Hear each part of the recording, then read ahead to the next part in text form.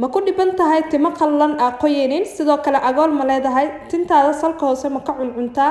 maanta waxaan idin wadaa condition cajiib ah oo ka baabi'inaya agoolka sidoo kale cuncunka salka hoose timaha wuxuu siinayaa moisturizing wuxuu ka hortagayaa daadashada timaha wuuna ku nafaqeynayaa muuqaalkan ay idin kula share gareyn doonaa daabasho wacalka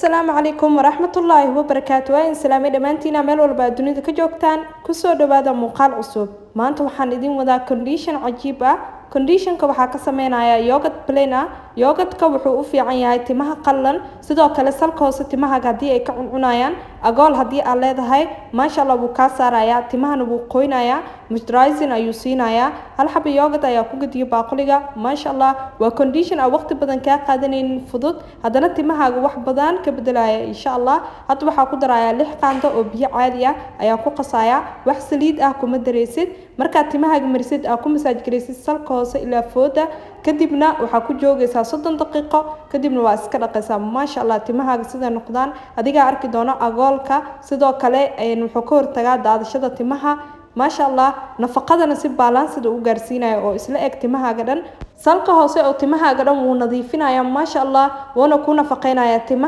timahaaga wuxuu ka dhigayaa kuba shining ah oo xariir ah maasha Allah dadka tinta ka taagtaaganta kale hadii aad tahay tintaadu wuu jiifinaya wuu isla ekeysiinaya maasha Allah tabarakallah hadii ay isticmaashid waa arki doontaa tintaada sidoo u qurxiyo oo wax badan uga bedelo aan fadhi hadii aad hore u marsanin kasal gaar waa condition cajiib ah oo dabiici ah timahaagana maasha Allah ka dhigayo kuwa madoobeeynayo dhalaal siinayo timahaaga qurxinayo maasha Allah hadii aad markii ugu horeysa aan soo booqatay fadlan subscribe noo saar gambalaalkana furo si aan u qadaabada koobaad hadaa hor nool joogtana waa maasantahay muuqaalka like noo saar siini share garee oo la wadaag asxaabtaada kale sidoo uga faa'iideystaan